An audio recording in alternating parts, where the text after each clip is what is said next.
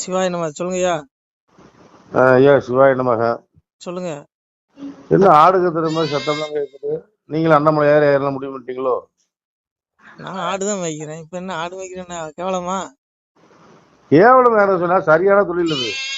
ஏங்க, பகவானே ஆடு மேய்ச்சிருக்காங்க. 5 ஆடு மேய்த்தடைத்த உங்கள் ஆனந்த கோன் வந்தேனடா உன் கூடாரத்துக்குள்ளிருந்து குலதீட்சை செய்திடுவேன் நான் பாவி பொல்லாதவன் நாட்டில் ஒருவருக்கும் ஆகாதேன். யாரு பரம்பொருள் சொல்றான், மாயக்கண்ணன் கிருஷ்ணன் சொல்றான். 5 ஆடு மேய்த்தடைத்து உங்கள் ஆனந்த கோன் வந்தேனடாங்க. கூடாரத்துக்குள்ள இருந்து கிடைக்கும்.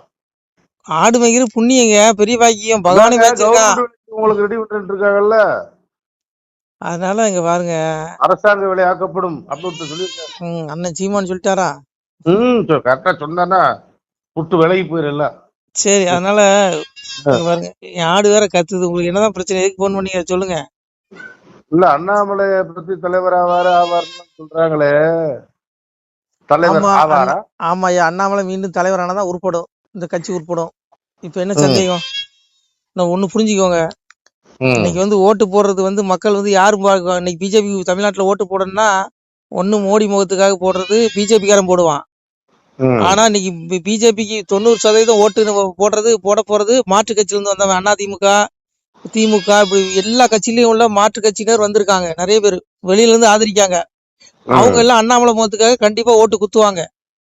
புரியுதா உங்களுக்கு? அதனால அண்ணாமலையின் சேவை இந்த பிஜேபிக்கு தேவை. கடந்த காலங்களில் ஒத்த ஓட்டு பாஜகன்னு கேவலப்படுத்துறானுங்களா இல்லையா? சொல்லுங்க சொல்லுங்க. 2019 பாராளுமன்ற தேர்தலில் நான் போட்டி போட்டேன். சரியா?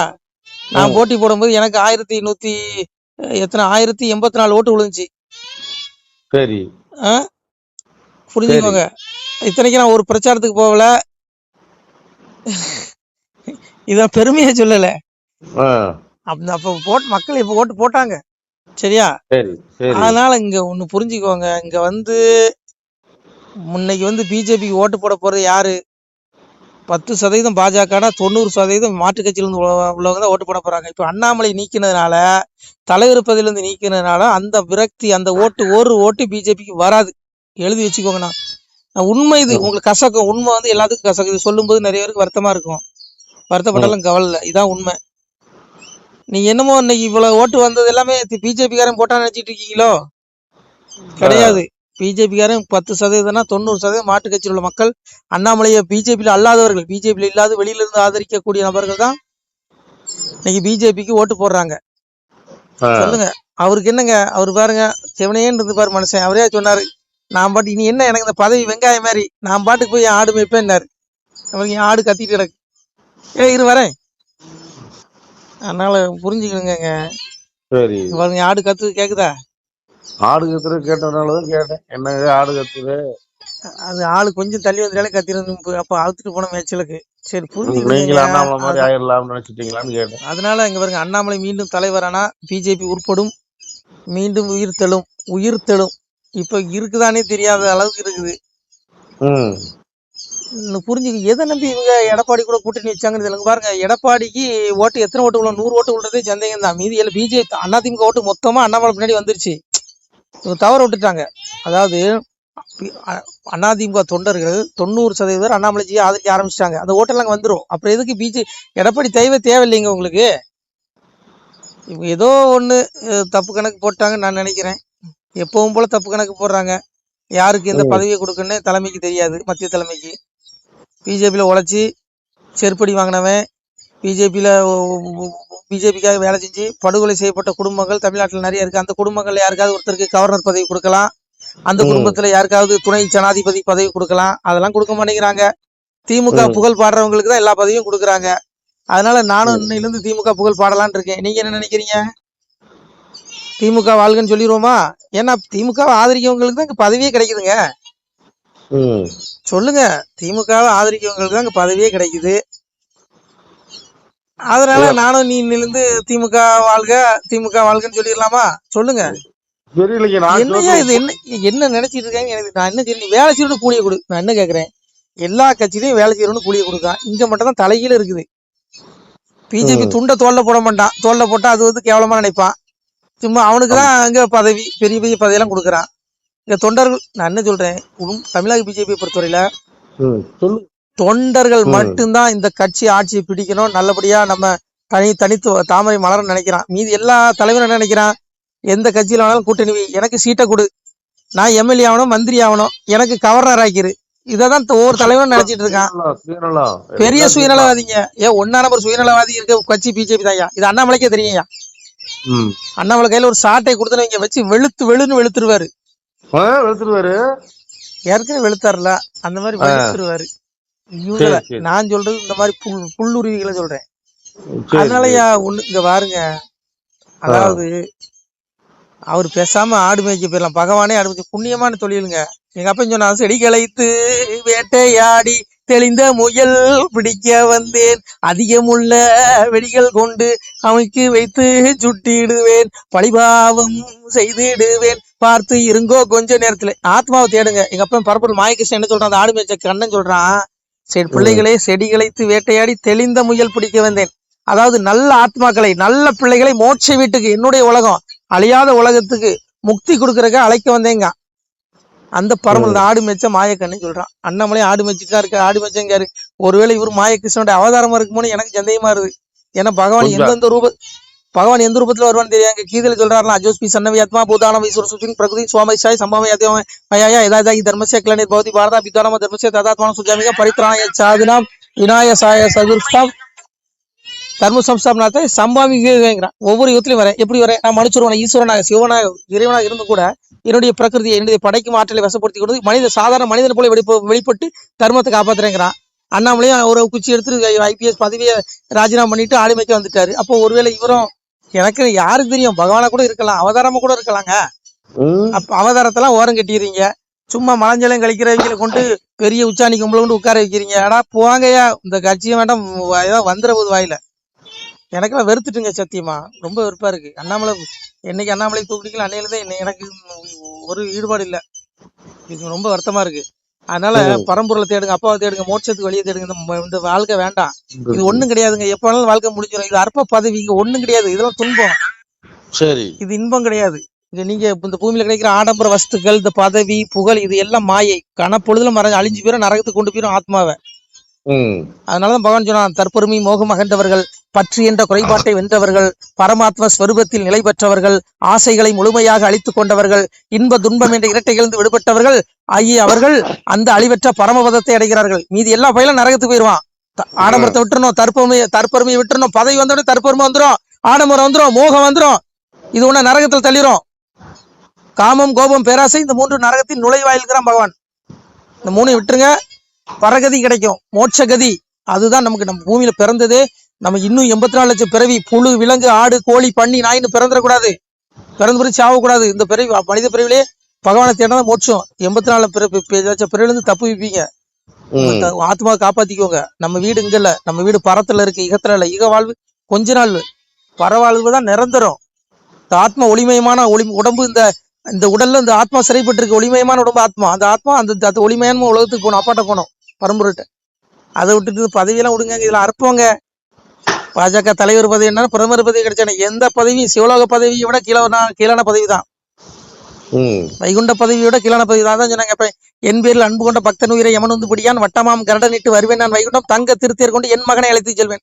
நம்மளை எமன் பிடிக்க மாட்டான். நீங்க அப்பா பரம்பரை தேடினீங்கன்னா உங்களை எமன் பிடிக்க மாட்டான். அப்பன் கரட வாகனத்துல வந்து தங்க திருத்தேர், மறைபொருள், கண்ணுக்கு புலப்பட மாட்டான். அந்த தேர் அந்த ஆத்மாவுக்கு தான் புலப்படும். தங்க திருத்தேர் கொண்டு வைகுண்டம் அழைச்சிட்டு போயிடும். அழியாத உலகம். இந்த 14 உலகத்துல வைகுண்டம் மட்டும் தான் அழியாது, மீதி எல்லா உலகம் அழிஞ்சு போயிடும். எல்லாம் கால வரைக்கு உட்பட்டு அழிஞ்சிரும். அந்த உலகம் எல்லாம் எல்லாத்துக்கும் ஒரு காலக்கெடு இருக்கு. ஆனா அழியாத உலகம் அதான் வைகுண்டம். அதுதான் சாமி சொன்னாரு, பாக்கியம் கொடுப்போம் நாமும் பலனுடன் வாழ்வோர்க்கு, நோக்கிய கருணை உண்டாம் நோயில்லாது இழந்து வாழ்வார், தாக்கிய வாசகத்தின் தன்மை நம்போருக்கு, வாக்கிய வைகுண்ட வீடு வந்தவர் வாழ்வார் தானே. நம்ம வீடு எங்க இருக்கு, வைகுண்டம். அங்க போனா வாழ முடியும். இது அற்பம், இது உடம்பு அழிஞ்சு போயிடும், ஆத்மா அழியாது. அந்த ஆத்மா வைகுண்டம் போகணும். அதை விட்டுட்டு யாரு இப்ப தலைவரான நமக்கு என்னங்க. அண்ணாமலை பேசாம ஆடு வைக்க போய் அவர் வேலையை பார்க்கலாம். அவரு இவனோட்ட போட்டு மாரடிக்கிறதுக்கு தேனந்தானே. இது என்ன வாழ்க்கை, இது என்னது இது? அந்த மனுஷன் கட்சி எவ்வளவு தூரம் வளர்த்து கொண்டாந்து புசுக்குன்னு காலி பண்ணிட்டீங்க தலைவர் பதில். அட போங்கயா, போனவங்கய்யா. நன்றி. சிவாய நம. திருச்சிட்டம்பலம், தில்லையம்பலம், பொன்னம்பலம். சிவாய நம. உறவுகளே, சிவ அன்பர்களே, தற்போது தாங்கள் இந்த வீடியோவில் பார்க்கக்கூடிய இடத்துல ஒரு சிவாலய திருப்பணி ஒன்று நடந்து கொண்டிருக்கிறது. இந்த இடத்துல பார்த்தீங்கன்னா முன்பு ஒரு காலத்தில் வந்து ஒரு சிவாலயம் இருந்திருக்குது. அதாவது இந்த ஏரியா வந்து இப்போ வந்து ஒரு தென்னை மரங்கள் பனை மரங்கள் சூழ்ந்த காடாக இருக்கிறது. முன்பு ஒரு காலத்தில் இங்கே ஒரு ஊர் இருந்ததாக சொல்கிறாங்க. ஆனால் இப்போது சுற்று வட்டாரத்தில் 5 கிலோமீட்டர் சுற்றுலாவில் ஊரே கிடையாது, காடு. இப்போ இந்த இடத்துல ஒரு சிவாலயம் வந்து அமையிருக்கிறது. இந்த சிவாலயத்தில் வந்து இருந்த அந்த சாமியுடைய திருமேனியை வந்து எடுத்து வச்சிட்டோம். திருப்பணி முடிஞ்சதுக்கப்புறம் பிரதிஷ்டை பண்ண இருக்கிற உறவுகளே, தற்போது இந்த வீடியோ பார்க்கக்கூடிய உறவுகள் தங்களால் முடிந்தால் ஒரு சின்ன உதவி செஞ்சு கொடுங்க. எங்கள் இடத்துல பொருளாதாரம் இல்லை, அதனால் பார்த்திங்கன்னா அந்த வேலையெல்லாம் அப்படியே நின்று போச்சு. பாருங்கள், இந்த அப்படியே பாதியிலே நிற்கிது இந்த சிவாலய திருப்பணி வந்து. பக்த கோடிகள், அன்பு உள்ளங்கள், தயவுசெய்து நீங்கள் உதவி செய்ய விருப்பமுள்ள உறவுகள் உதவுங்க. உங்களுக்கு கோடி புண்ணியம் கிடைக்கும். இந்த சாமியோடைய அருள் அனுகிரகம் உங்களுக்கு கண்டிப்பாக கிடைக்கும். இது வந்து ஒரு புகழ்பெற்ற சிவாலயம் கூட சொல்லலாம். சாமியோட திருமேனியை எடுத்து வச்சிட்டோம். இந்த இடத்துல பார்த்திங்கன்னா ஒரு வாசி தண்டம் இருக்குது. அந்த காலத்தில் ஒரு முனிவர் யாரோ தவம் செஞ்சுருக்காங்க. அவங்களுடைய வாசி தண்டம் அவர் திருக்கரங்களால் எழுதின ஓலைச்சுவடி கூட இன்றும் இருக்குது, இன்னும் பாதுகாக்கப்பட்டு வருது. அது கோயில் திருப்பணி முடிஞ்சதுமே அதையும் நாங்கள் அந்த வழிபாட்டுக்கு வச்சுடுவோம். இந்த சிவாலய திருப்பணி வந்து சாமி திருநாமம் வந்து முக்தீஸ்வரர் அப்படிங்கிற திருநாமத்தில் வழங்குறாரு. நெல்லை மாவட்டம் நாங்குநேரி தாலுகாவில் இந்த சிவாலயம் அமைய இருக்கிறது உறவுகளே. இந்த வீடியோ பார்க்கக்கூடியவங்க ஒரு 2 பேருக்காவது கொஞ்சம் ஷேர் பண்ணுங்கள். இந்த வீடியோ பார்க்கக்கூடிய யாராவது ஒரு சின்ன உதவி செஞ்சால் இந்த ஆலய திருப்பணி வந்து கண்டிப்பாக நாங்கள் வெற்றிகரமாக முடிச்சுடுவோம். பாருங்கள், அந்த வேலை எல்லாமே அப்படியே நிற்கிது. கல்லெல்லாம் இறக்கி போட்டிருக்கோம். இன்னும் நிறைய கற்கள் தேவைப்படுது. சுவாமியோடைய அந்த திருக்கோபுரம் பார்த்திங்கன்னா லிங்க வடிவிலே அமைக்க இருக்கிறோம். உதவுங்கள் உறவுகளே. உங்களுக்கு அப்பா சிவபெருமானுடைய அருள் நிச்சயம் கிடைக்கும். எம்பெருமான் சொல்வான், வாழுவீர் தாழ்வில்லாமல் மக்களும் கிளைகள் கொஞ்சி நாளுமே மகிழ்ச்சியை கூர்ந்து நலமுடன் வாழும்போது நீளுமே எனது செங்கோல் நீதியும் நெறிபோல் வந்து ஆளுமே உங்கள் தன்னை அன்புடன் அலையாவண்ணம். உங்களை எம்பெருமானுடைய அப்பாவுடைய திருவாசகத்தாலேயே வாழ்த்துறோம் உறவுகளே. ஆணுடன் பெண்ணும் பெற்று அதிகமாய் செல்வமாகி தானுடன் நினைவுமுற்று தர்மமும் நெறியும் கற்று வேணும்னில் காலமெல்லாம் வெள்ளியருடனே வாழ்ந்து போனுதல் கமலநாதன் பொற்பதம் பெற்று வாழ்வீர். அந்த ஈசனுடைய பொற்பதம் நிச்சயம் கிடைக்கும். உங்களுக்கு இகத்திலும் சுகம், பரத்திலும் சுகம். உங்களுடைய கர்ம வினைகள் மன்னிக்கப்பட்டு உங்களுக்கு நிச்சயம் மோட்ச வீடு கிடைக்கும். இகத்தில் பூரண ஆயுளுடன் நோய் நொடி இல்லாமல் வாழ்ந்து நீங்கள் பரவாழ்வும் பெறுவீர்கள் உறவுகளே. மக்களே, நீங்கள் எல்லாம் வாழ்பொன்னம் பதியிற் சென்று முக்கியமான யுகநில மதிலே தன்னால் கக்கிய பொன்கள் ஸ்வர்ணம் கைமணம் குளிர அன்னம் பொக்கிஷம் நிறைய வைத்து புகழ உண்டு இனிதாய் வாழ்வீர். இந்த இகவாழ்வும் பரவாழ்வும் உங்களுக்கு சுகப்பட அப்பன் ஈசனர்களால் வாழ்த்துகிறோம். இந்த திருப்பணிக்கு உதவி செய்ய ஒரு ஜிபே எண் சொல்கிறோம். இந்த எண்ணில் நீங்கள் உதவலாம். நீங்கள் இந்த எண்ணிலேயே நீங்கள் தொடர்பு கொள்ளலாம். ஜிபே, ஃபோன்பே, வாட்ஸ்அப் எல்லாம் இந்த நம்பர் தான். 93 85 44 31 06 93 85 44 31 06. இந்த எண்ணில் நீங்கள் உதவலாம், தொடர்பும் கொள்ளலாம். வாட்ஸ்அப்பு இந்த எண்ணு தான், ஜிபே இந்த எண்ணு தான் உறவுகளே. முடிந்தளவுக்கு 2 பேருக்காக ஷேர் பண்ணுங்கள். இந்த வீடியோ பார்க்கக்கூடிய யாராவது ஒருத்தர் சின்ன உதவி, நீங்கள் வந்து பெரிய அளவில் செய்யணும் கூட, நீங்கள் ₹1 நீங்கள் தந்தாலும் மனசார வேண்டி ஏற்றுக்கிறோம் உறவுகளே. உதவுங்கள். முடிஞ்ச அளவுக்கு கொஞ்சம் ஷேர் பண்ணுங்கள். நன்றி. சிவாய நம. திருச்சிற்றம்பலம், தில்லையம்பலம், பொன்னம்பலம். உறவுகளே, நம்ம இந்த இடத்துல வாழ்ந்து மறைந்த ஒரு சித்த மகாபுருஷர் பயன்படுத்திய பல 100 ஆண்டுகளுக்கு முன்பு உள்ள வாசி தண்டம் ஒரு சித்த மகாபுருஷர் பயன்படுத்தியது.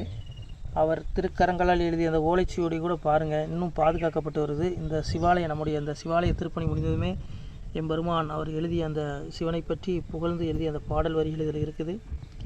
இந்த வாசி தண்டம் அவர் பிரதிஷ்டை செய்த அந்த லிங்க திருமேனியையும் இந்த இடத்துல நாம் இந்த ஆலயம் கட்டி நாம் பிரதிஷ்டை செய்திருக்கிறோம். அனைவரும் இந்த ஆலய பிரதிஷ்டைக்கு கண்டிப்பாக வரணும். முடிஞ்ச அளவுக்கு வீடியோ பார்க்குறவங்க உதவி பண்ணுங்கள் உறவுகளை. பொருளாதாரம் இல்லாமல் திருப்பணி நின்று போச்சு. முடிஞ்ச அளவுக்கு ஷேர் பண்ணுங்கள், உதவுங்க. நன்றி. நம சிவாய. திருச்சிற்றம்பலம், தில்லையம்பலம், பொன்னம்பலம். இந்த புண்ணிய பலன் தங்களுக்கு கோடான கோடியாக வரும் உறவுகளை. நம சிவாய.